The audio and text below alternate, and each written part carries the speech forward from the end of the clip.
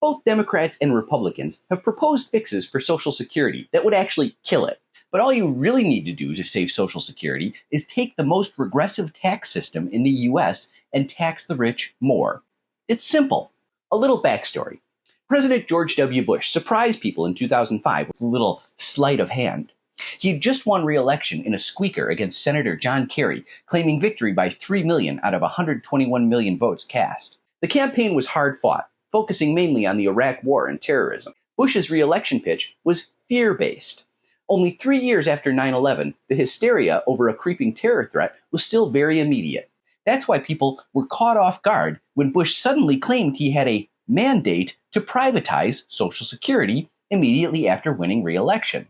Social Security was discussed in the 2004 election, as it is in all elections, but it was strictly third or fourth tier. A Gallup poll taken immediately after Election Day showed that only 1% of voters said Social Security was the primary issue motivating their vote. Nevertheless, Bush and his top advisor, Carl Turd Blossom Rove, believed that privatizing Social Security was their chance to wrap themselves in glory. This was to be, according to biographer Peter Baker, the defining domestic legacy of his second term.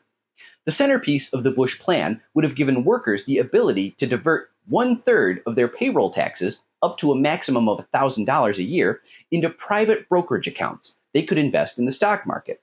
In the medium term, this would have created a massive shortfall because the money people were diverting to the stock market with their brand new brokerage accounts would not be available to pay out to actual retirees. This meant that instead of becoming insolvent decades into the future, Bush's plan would have made the Social Security system insolvent almost right away.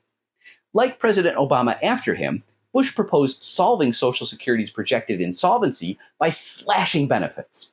The American Social Security system is already one of the stingiest public pension systems on earth. Both Bush and Obama proposed making it even less generous.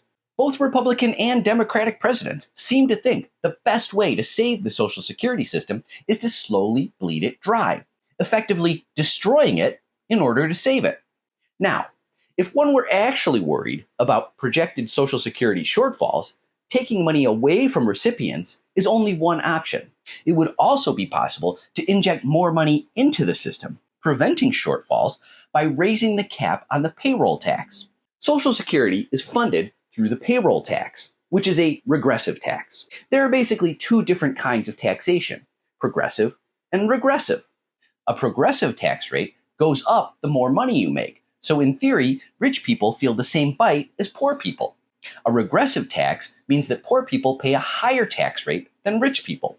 Regressive taxes screw the poor. The payroll tax is regressive because no American can pay more than $9,932 in a year. Every employee who pays into Social Security pays 6.2% of their wages into the kitty. But any person who makes more than $160,000 a year stops paying after they hit that $9,900 limit. This means that anyone who earns $1 million stops paying payroll taxes sometime in February and has an effective payroll tax rate of less than 1%. In 2016, actress Sofia Vergara made $43 million, meaning she finished paying her payroll taxes on January 1st, with an effective tax rate of 0.001%. Medicare used to have a wage-based limit like this one, but it was removed in the early 1990s. Now, if you were serious about fixing projected Social Security shortfalls, the entire reason W claimed it was necessary to make changes, it would make sense to raise or eliminate the cap on the payroll tax. But doing so would require the rich to take a hit, something neither modern Democrats nor Republicans are willing to contemplate. The answer to Social Security's problems is actually to expand the program, not cut it down. Please give a like, follow, favorite, and subscribe to my free Substack, where you can get a more detailed version of this post. Let's make them pay.